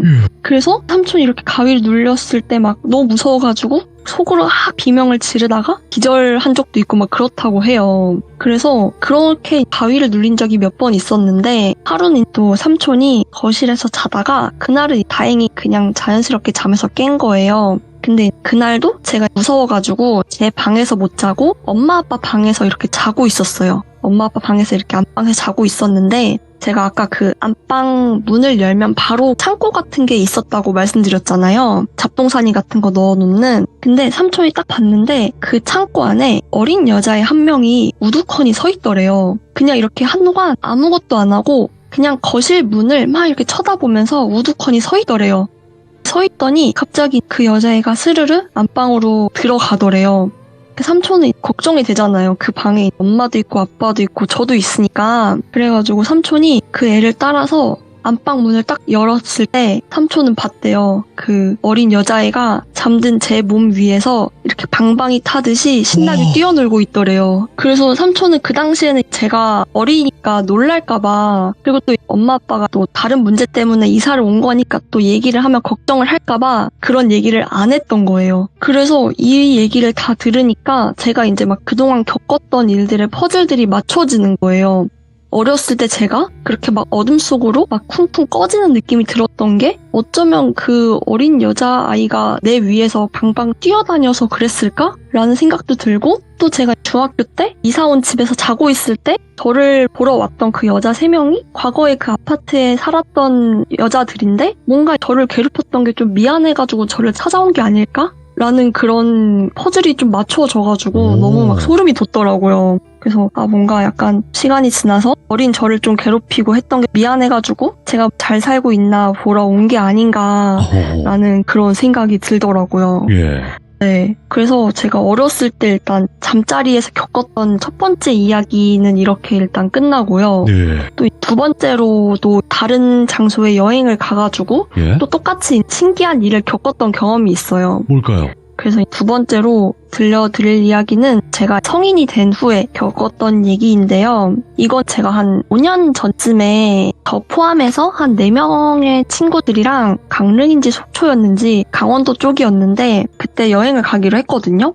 근데 하필이면 그 여행 가기로 한 날이 태풍이 엄청 오는 날이었던 거예요. 진짜 비바람이 엄청 많이 치고 막 진짜 파도도 엄청 많이 치고 그런 날이었는데, 그게 친구 한 명이 해외 생활을 오래 하기로 한 전이어가지고 약간 이별 여행이었거든요. 그래서 그 약속을 미룰 수가 없는 거예요. 여행 가기로 한 거를. 그래가지고 일단은 태풍이 쳐도 우리는 간다 해가지고 그 강릉으로 향했어요. 그래서 저희가 맨 처음에는 되게 바닷가 바로 앞에 있는 진짜 예쁜 펜션을 잡아가지고 펜션 너무 예쁘겠다, 우리 바다에서 수영도 하고 막 재밌게 놀자라고 하고 되게 기대를 하고 갔는데 막상 도착하니까 태풍이 오잖아요. 예. 그러니까 파도도 진짜 높게 쳐가지고 이 물속에 들어갔다가는 빨려 들어가 죽을 것 같고, 또 이 비바람도 엄청 많이 와가지고 약간 펜션이 너무 으스스한 거예요. 분위기가 되게 막 햇빛도 오고 하니까. 그래도 일단 뭐 도착했으니까, 여행 왔으니까 다 같이 밖에 구경 좀 하고 놀러 가자라고 네. 해가지고 주변에 구경을 나가보기로 했어요. 근데 그때 같이 갔던 친구 중 한 명이 경찰이었거든요. 경찰은 가끔 스케줄 근무를 하니까 밤에 당직 근무를 하기도 하잖아요. 그래서 그 친구가 스케줄 조정을 못 해가지고 밤새 당직 근무를 하고 같이 강릉 여행에 온 거예요.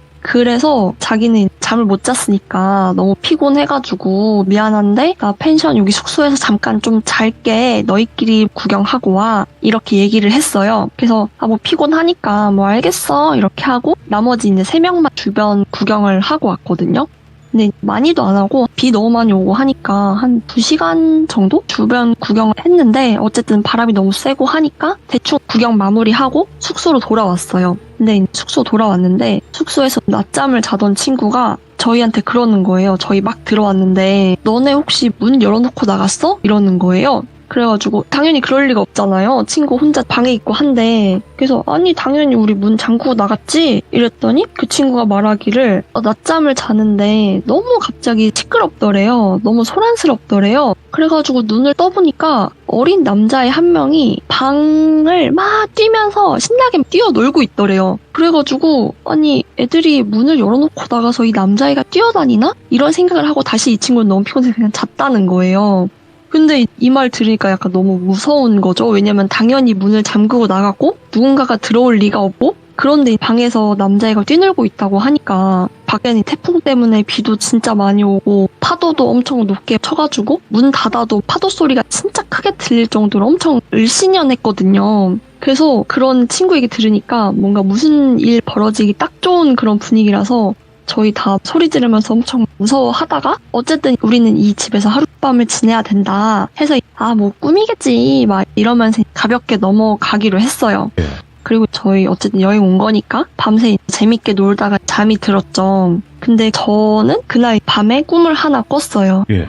그날 밤에 그 방에서 자면서 꿈을 하나 꾸게 됐는데 하나 말씀드리면 그 여행을 가기 한 1년 반쯤에 저희 외할아버지가 돌아가셨어요. 근데 외할아버지가 저를 엄청 아껴주시고 엄청 막 사랑해주시고 그래서 할아버지가 엄청 보고 싶었는데 돌아가시고 나서 한 번도 꿈에 안 나왔었어요. 그래서 할아버지 진짜 꿈에도 안 나오네 이런 생각도 하고 그랬었는데 그날 밤에 처음으로 저희 외할아버지가 꿈에 나온 거예요.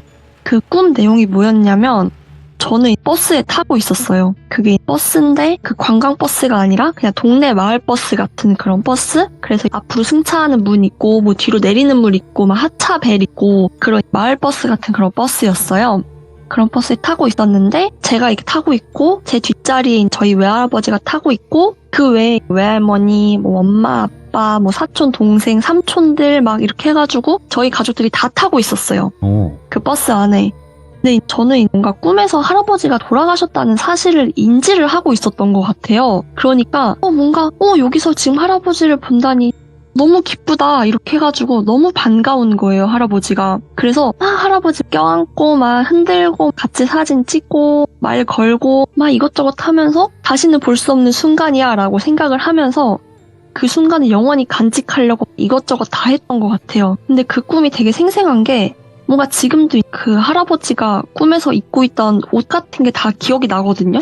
그 옷이 그 할아버지가 납골당에 계신데 그 납골당에 넣어드린 사진에서 할아버지가 입고 계신 그 옷이랑 똑같은 착장을 하고 꿈에 나오셨어요, 할아버지가. 그래서 되게 꿈이 생생한데 근데 신기한 게 꿈에서 할아버지는 아무 말도 안 하고 아무 표정도 없고 아무 행동도 안 하고 그냥 가만히 앉아만 계셨고 그랬는데 저는 너무 오랜만에 보는 할아버지니까 그냥 너무 저 혼자만 되게 기뻐했어요. 예. 그러다가 시간이 좀 지나가지고 할아버지가 이제 내릴 때가 됐나 봐요. 그래서 갑자기 버스 하차벨을 내리고 뒷문으로 버스에서 내리는 거예요. 근데 저는 할아버지 너무 보고 싶었는데 갑자기 할아버지 내리니까 너무 아쉽잖아요. 그래가지고 이대로 헤어지기 싫어가지고 막 울면서 나도 할아버지랑 내릴래 이렇게 막 엄청 울면서 막 뒷문으로 따라 내리려고 했어요. 그래서 그 계단으로 딱 뒷문 그 계단이 있잖아요. 버스에 보면 그 계단으로 내려가고 있는데 그때까지 할아버지가 아무 표정도 없고 말도 없고 아무 행동도 안 했다고 했잖아요. 근데 갑자기 할아버지가 엄청 무섭고 단호한 표정으로 딱 오른손을 들으면서 안 돼! 이 제스처를 취하는 거예요. 내리지 말라고, 버스에서 내리면 안 된다 이런 제스처로 딱 안 돼! 이런 제스처를 취하시는 거예요. 그래서 할아버지가 되게 막 생전에 엄청 따뜻하고 온화한 분이셨는데 그렇게 막 무섭고 단호한 표정을 지으니까 저 너무 무섭고 놀란 거예요. 그래가지고 막 이러다가 버스에서 내리려고 했는데 결국 못 내리고 그대로 그냥 버스 문이 닫히고 버스는 그냥 출발을 했어요. 할아버지를 두고. 그리고 나서 그냥 꿈에서 깨버렸죠. 그래서 꿈에서 깨서 그냥 저는 그냥 다른 생각 없이 꿈에서 할아버지를 본 게 처음이고 너무 반가워가지고 엄마한테 바로 전화를 해가지고 엄마 나 꿈에서 할아버지 봤다. 할아버지랑 같이 뭐 버스 타고 막 이렇게 하고 이렇게 했는데 할아버지가 버스 내리고 먼저 가버렸다. 이런 얘기를 막 조잘조잘 했어요. 이 얘기를 듣고 나서 엄마가 갑자기 약간 울먹이면서 얘기를 하는 거예요. 하시는 말씀이 꿈에서 할아버지가 아무 말도 안 하지 않았느냐. 아마 그랬을 거다. 죽은 사람은 꿈에서 말을 하지 않는데요. 그런데도 할아버지가 돌아가셨음에도 불구하고 좀 사랑하는 손녀딸이 보고 싶어서 여기에 오신 것 같다. 근데 너가 만약에 이 버스에서 할아버지를 따라 내렸으면 그 버스에서 내리는 순간 너한테도 되게 안 좋은 일이 있었을 것 같다. 근데 이제 할아버지가 너가 너무 보고 싶고 너가 안 좋은 일이 생길까봐 너를 지켜주려고 잠깐 오셨던 것 같다. 너를 구해주신 것 같다. 이런 말씀을 하시는 거예요.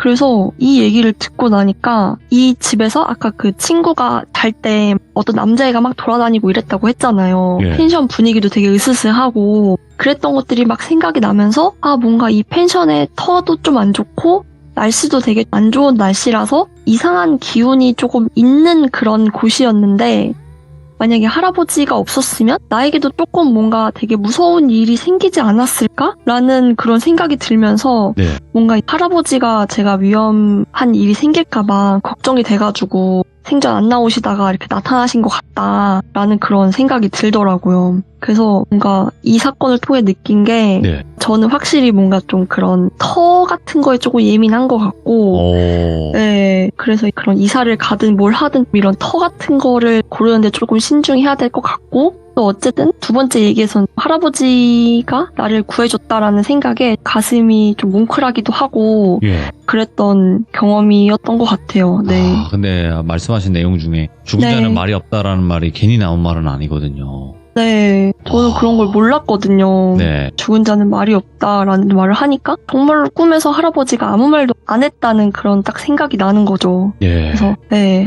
정말 할아버지가 나를 보고 싶어서 그리고 나를 도와주러 왔구나라는 그런 생각이 들더라고요. 좀 뭉클했어요. 그럴 또 내용이 있죠. 이게 아무리 영적인 이야기라도 네. 뭐 무서운 이야기가 있는 것이고 이런 또 할아버지가 생각이 나는 그런 이야기도 있는 거고 그죠? 네, 그런 것 같아요. 네. 오늘 그래도 방토님께서 이렇게 두 가지 이야기를 들려주셨는데 정말 깔끔하게 잘 말씀하시네요. 네, 정말 감사합니다. 깔끔하고 또 직접 겪은 이야기는 내가 또 해야 된다라는 용기도 보여주셔서 다시 한번 너무너무 감사드립니다. 고마워요. 네, 감사합니다. 네, 항상 행복하세요. 네, 감사합니다. 네.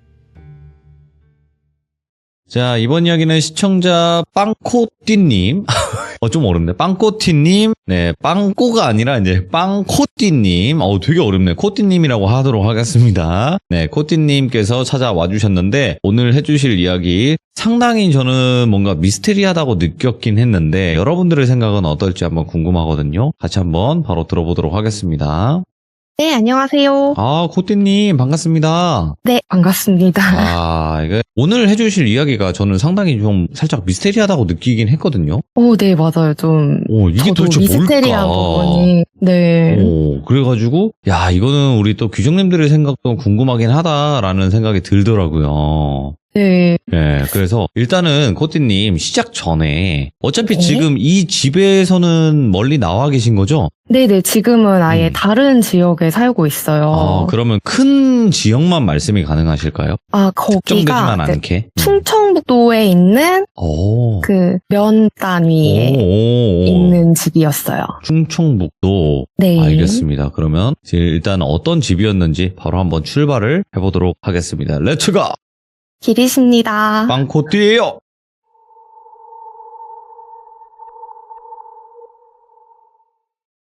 그 집에 이사를 들어갔던 게 2001년쯤이었던 것 같아요. 돌비님한테 제보 드릴 때는 좀 더 이른 시기로 말씀을 드렸는데 제가 살았던 기간이랑 이사 나왔을 때 나이 이런 거 정확하게 따져보니까 2001년쯤이 맞더라고요. 상당히 과거네요. 예. 네. 그 집이 옛날 시골집인데 저희 집이 IMF 이후로 가세가 많이 기울어져가지고 부모님께서 시골로 들어가시다가 그 집을 구하셨대요. 옛날에는 집에 사람이 안 살면 집이 금방 삭고 낡아버린다고 해가지고 시골에서 관리하면서 사는 대신에 임대료를 거의 안 받는 곳이 있었대요. 예. 그런 조건으로 들어가서 살았던 집으로 알고 있어요. 그 집에 대해서 기억나는 대로 얘기를 해보면 처음 들어갔을 때 느낌이 너무 좋은 거예요. 대문을 딱 열고 들어갔을 때 진짜 다른 세상에 왔다 이런 느낌이 들 정도로 마당이 진짜 너무 예뻤어요. 들어가자마자 마당 한가운데에 크게 버드나무가 있고 마당 군데군데에 목수국, 앵두나무, 자두나무 뭐 이런 거 말고도 이름도 모르는 꽃나무도 엄청 많았고 꽃이 막 흐드러지게 피어 있어서 분위기가 엄청 따뜻하고 환상적이었어요. 상상만 해도 좋은데? 예. 네, 그래서 마당이 엄청 컸는데 거의 집 면적의 4배, 5배 뭐 이럴 정도로 마당이 엄청 컸어요. 집 자체는 좀 낡은 편이었는데 옛날에 대청마루 있고 아궁이 있고 이런 한옥을 개조를 한 집이라서 화장실도 밖에 있고 좀 부족한 게 많았었어요. 근데 저희 아버지가 목수셨거든요. 그래서 손재주가 엄청 좋고 뚝딱뚝딱 하시는 걸 좋아하셔가지고 저희 아버지가 땅 파서 정화조도 묻고 해가지고 화장실도 편하게 만들고 현관문도 새로 달고 세단장을 싹 하니까 엄청 살만해졌어요. 그래서 제 방도 있었는데 해 지는 쪽으로만 창문이 조그맣게 있어서 볕이 잘 안 들기는 했는데 넓고 깨끗해서 좋았던 기억이 나요. 집이 이제 좀 낡았고 좋았고 하는 거랑 별개로 구조가 조금 이상한 점이 몇 가지가 있었어요. 예. 제 방이 거실에서 바로 방으로 갈 수 있는 게 아니라 주방을 한번 통해서 들어갈 수가 있었어요. 예. 거실에서 문 열고 주방으로 가면은 주방 안에 또 문이 있고 그거 열고 들어가야 제 방이에요.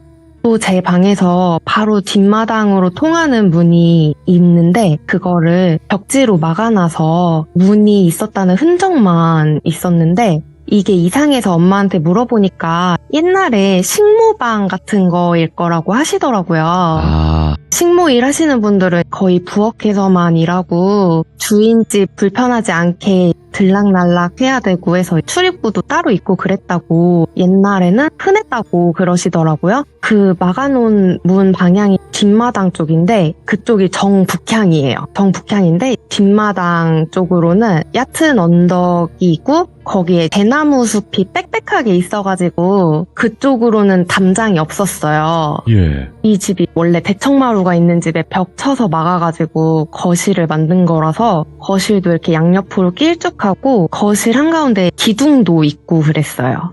그리고 또 보통 대문을 열면은 집 현관이 바로 앞에 보이잖아요. 맞아요. 근데 이 집은 대문을 딱 열면은 집이 안 보이고 버드나무가 있고 왼쪽 대각선으로 쭉 가야 현관문이 나와요. 예.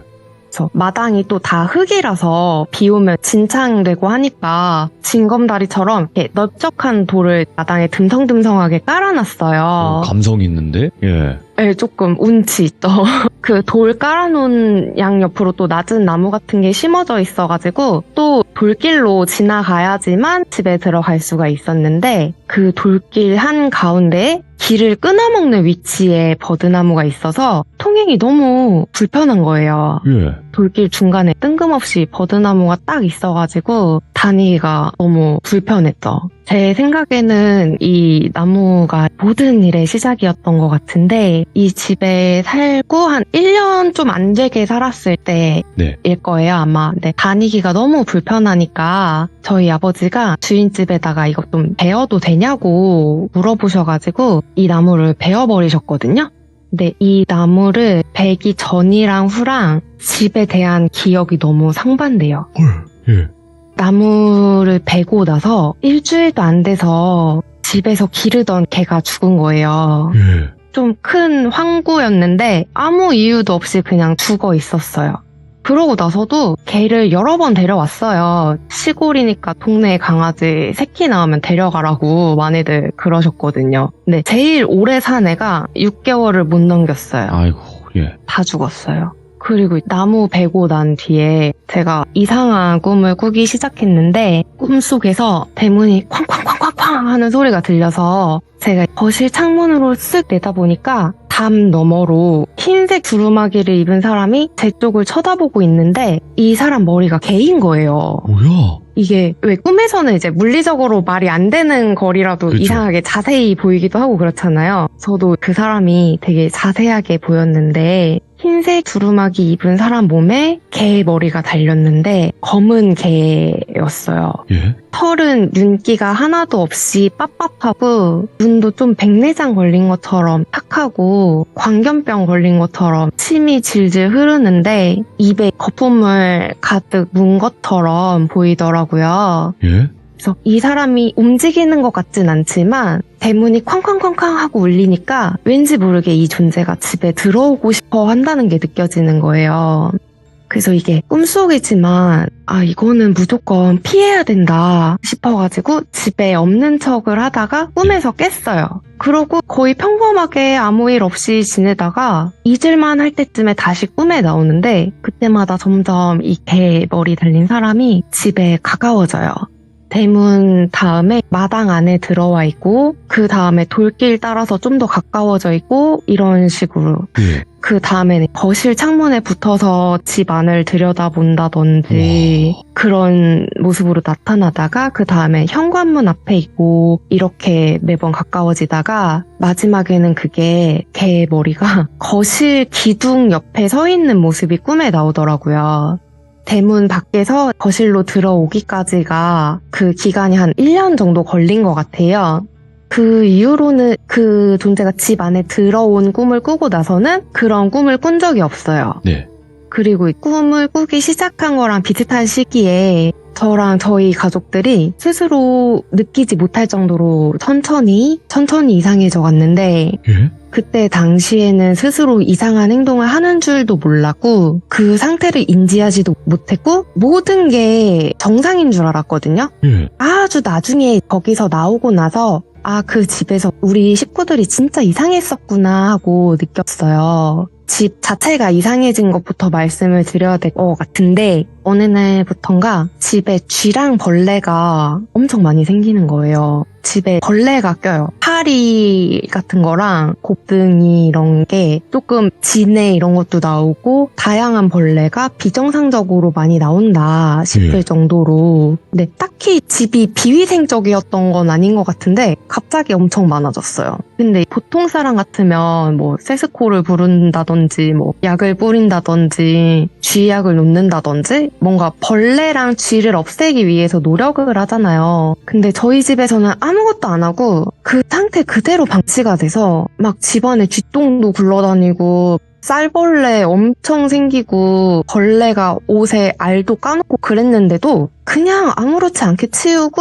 아무렇지 않게 쌀 씻어서 밥 지어서 먹고 옷도 그냥 툭툭 대충 털어서 입고 그렇게 산 거예요. 원래 안 그런 성격들이신데. 그쵸. 근데 그게 뭐 불쾌하다든지 더럽다든지 이런 생각조차도 못했던 것 같아요. 예. 근데 또 집도 엄청 습하고 음침해져가지고 그렇게 볕이 잘 들던 집이었는데 집 안에만 들어가면 습하고 음침한 느낌이 들어요. 곰팡이도 엄청 많이 생기고 나중에 하다 습기 때문에 천장 마감재가 썩어서 떨어졌어요. 천장이 내려앉은 거죠. 예? 근데 저희 아버지가 화장실도 혼자 만드실 정도로 손재주가 좋고 뚝딱거리는 거 좋아하시는 성격인데도 원래 성격 같으셨으면은 진짜 바로 고치셨을 거예요. 근데 천장이 있던 말던 그냥 석가래가 앙상하게 보이는 그 상태로 그냥 살았어요. 예. 자고 있으면 천장에서 제 몸 위로 뭐가 툭툭 떨어져요. 그리고 그게 이불 위에서 막 움직이는데 그게 쥐예요. 쥐가 천장에서 이불로 툭툭 떨어지는데도 아무도 이게 심각하다고 생각을 못할 정도로 그렇게 이제 저 포함해서 식구들이 다 정상이 아닌 상태였던 것 같아요. 오, 예. 그런 날들이 그냥 하루하루 지나가고 제가 초등학교 고학년이었던 걸로 기억을 해요. 제 방에서 자고 있는데 바깥쪽에서 주방에서 이상한 소리가 들려가지고 문을 슬쩍 열어서 내다본 적이 있어요. 근데 엄마가 쌀통 옆에 혼자 또그리고 앉아 계셔가지고 오도독 오도독 하면서 생쌀을 그냥 씹어 드시고 계시더라고요. 근데 빛이 없잖아요. 밥솥 이런 데서 LED 창 푸르스름하게 비추고 있고 분위기가 너무 묘해가지고 엄마 하고 불러도 대답도 안 하고 그 적막한 밤에 오도독 오도독 하고 쌀 씹는 소리만 계속 울려요. 저도 뭔가 무서워져가지고 그냥 문 닫고 들어가서 잤는데 그 후로도 엄마가 밤에 쌀을 자주 나와서 드셨어요. 그리고 저도 이상한 걸 먹는 행동을 했어요. 원래 제가 먹는 걸 좋아하는 애여가지고 네. 심지어 집 구조가 엄마 아빠 모르게 주방으로 갈 수 있잖아요. 최고의 그래서- 구조네. 예. 네, 그래서 이제 저도 밤에 배고프면 슬쩍 주방 가서 냉장고도 한번 열어보고 뭐 먹을 거 없나 하고 쓱 보고 이제 한창 성장기기도 하고 그러니까 자주 몰래 뭐 먹고 그랬었거든요. 그날도 배가 고팠어요. 그래서 몰래 주방에 가서 냉장고를 열었는데 딱 눈에 보이는 게 까만 봉지를 살짝 부스럭 하는데 뭔가 냄새가 진짜 좋은 거예요. 여기는 반드시 맛있는 게 들어있어. 그런 느낌이 딱 왔어요. 봉지를 딱 열어보니까 돼지고기예요. 오, 맛있는 건데? 예. 핏물이 살짝 흐르는 생 돼지고기인데 아, 너무 신선하고 향기로운 냄새가 나가지고 입에 침이 싹 고이면서 정신없이 생고기를 막 집어먹었어요. 이게 다 먹으면 엄마한테 들키니까 안 들키게 먹으려고 티가 잘 안 날 만큼 먹는 게 너무 힘들었어요. 다 먹고 싶은데. 그 후에도 돼지고기, 닭고기 안 가리고 냉장고에 생고기가 있다? 그러면 밤에 나와서 미친 듯이 먹었어요. 와. 피비린내가 너무 상쾌하게 느껴지고 씹으면 딱 앞니에 닿으면서 물컹하게 느껴지는 그런 식감도 너무 좋고 그때 당시에는 진짜 뭐라고 말로 표현도 못할 맛으로 느껴졌어요. 저 스스로도 지금 조금 소름 끼치는 게 말하다 보니까 지금도 입에 침이 고여요. 그러면 안 되는데. 예. 당연히 지금 생고기를 먹으라고 하면 못 먹는데 뭐 육회 이런 거 때문에 그러신 거 아닐까요? 그때 맛있게 먹던 그 기억이 기억 때문에. 되살아나서 입에 침이 고여요. 그런 일이 있었고 예. 이제 제가 집에서 키우던 개들이 많이 죽었다고 말씀을 드렸잖아요. 네. 그거 말고도 집에서 동물이 죽은 게 이제 몇몇 기억이 나요. 마당이 너무 넓으니까 부모님이 닭을 몇 마리를 사서 기르셨었어요. 예. 마당 한쪽에 철망으로 닭장을 만들어서 길렀는데 어느 날 아침에 달걀을 꺼내러 가보니까 닭이 다 죽어 있더라고요. 근데 그 죽어 있는 광경이 너무 기묘했어요. 그 닭장 만든 철망 구멍이 닭이 겨우 목을 내밀 수 있을 만한 크기였거든요. 예? 근데 닭들이 다 그 철망에 목을 걸치고 이 이상은 자세히 묘사를 드리면 너무 잔인해질 것 같아가지고 대략적으로 어떤 느낌이죠? 그게 무슨 산짐승이 철망 밖으로 나온 부분만 다 뜯어먹은 느낌이었어요. 아, 그래서 닭들이 줄지어서 머리만 없구나. 네 그런 광경이 있었어요. 예. 또 인상적으로 기억나는 동물이 죽었던 일이 엄마가 뒷마당에서 저를 부르셔서 가봤더니 고라니가 네. 제 방 뒤에 있는 문 쪽에서 죽어 있는 거예요. 근데 선앙당 같은 데 보면은 나무에 빨간색, 노란색, 흰색 뭐 이런 천을 길게 매달아 놓잖아요. 고라니 목에 그런 천이 칭칭 감겨 있어요. 그래서 엄마가 고라니가 뒤에 대나무 숲에서 떨어진 것 같다고 제가 엄마보다 덩치가 작으니까 그쪽에 뭐 있는지 한번 올라가서 보라고 하셔가지고 풀이랑 대나무랑 이런 거를 막 헤치면서 조금 올라가 보니까 갑자기 조금 넓고 평평한 공간이 나오고 오. 한가운데 나무 그루터기가 있는데 그 위에 말라붙은 그릇이랑 쌀, 촛농 이런 게 막 흩어져 있고 1,000원짜리 여러 개를 돌로 눌러놓은 게 있더라고요. 근데 꽤 오래 방치가 됐던 것 같은 게 그 지폐가 튼튼한데 다 사가가지고 너덜너덜해져 있었어요. 딱 보기에 아 여기는 무당의 기도터였나 보다 싶은 예. 그런 생각이 들었고 아마 고라니 목에 감겨있던 천이 그 자리에 있었던 것 같더라고요. 그런 일들이 기억이 나고 이 집에 살면서 나무 베기 전에 1년 조금 안 되는 동안은 진짜 너무 화목하고 행복했는데 나머지 한 4년 정도? 4년을 더 살았어요. 그런 일이 계속 일어났어요. 그 사이에 엄마가 생쌀 드시는 거 제가 그쵸. 생고기 먹는 그런 행동이 그 집에 사는 동안에 계속 있었어요. 아버지는요?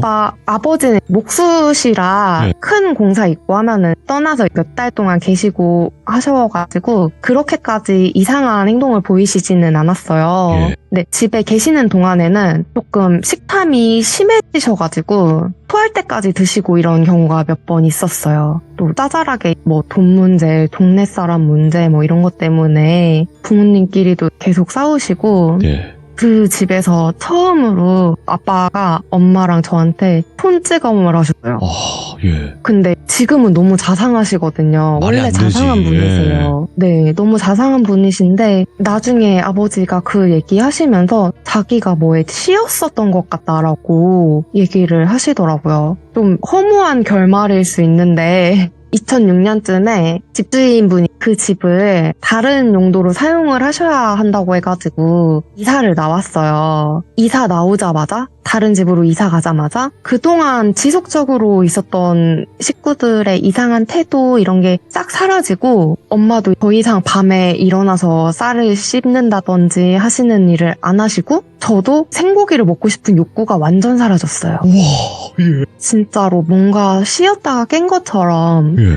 정신이 몽롱했다가 맑아진 듯이 그 집에 살 때에는 모든 게 점점 나빠질 것만 같았는데 그 집에서 나오고 나서는 경제적인 어려움은 조금 지속되긴 했는데 점점 좋아지더라고요. 네. 근데 저희 가족끼리 있을 때 그 집에서 살 때 다들 이상했던 거를 속으로는 아니까 암묵적으로 그 집에 대한 얘기를 안 한단 말이에요. 그렇겠죠. 근데 저는 살다가도 문득 그 거실 기둥 옆에 서 있었던 그 개 머리를 한 사람이랑 엄마가 오독오독 쌀 씹어 먹는 소리가 자꾸 생각나고 그 집에 대한 생각도 가끔 나고 해서 그 집 대체 뭐였을까 해서 생각한 게 아마 그 집이 무속인이 살던 집은 아니었을까라는 생각을 했어요. 아, 느낌상. 네, 느낌상 집 뒤쪽에 뭐 기도터 같은 것도 그렇고 제 방도 식모방으로 생각하기에는 집 규모 자체가 식모를 둘 집의 규모가 아닌 거죠. 작죠. 예. 그쵸. 이렇게 작고 낡은 집에 식모가 필요했을까? 그런 생각도 들고 해서 아무래도 그 방이 뭔가를 모시는 방이거나 네.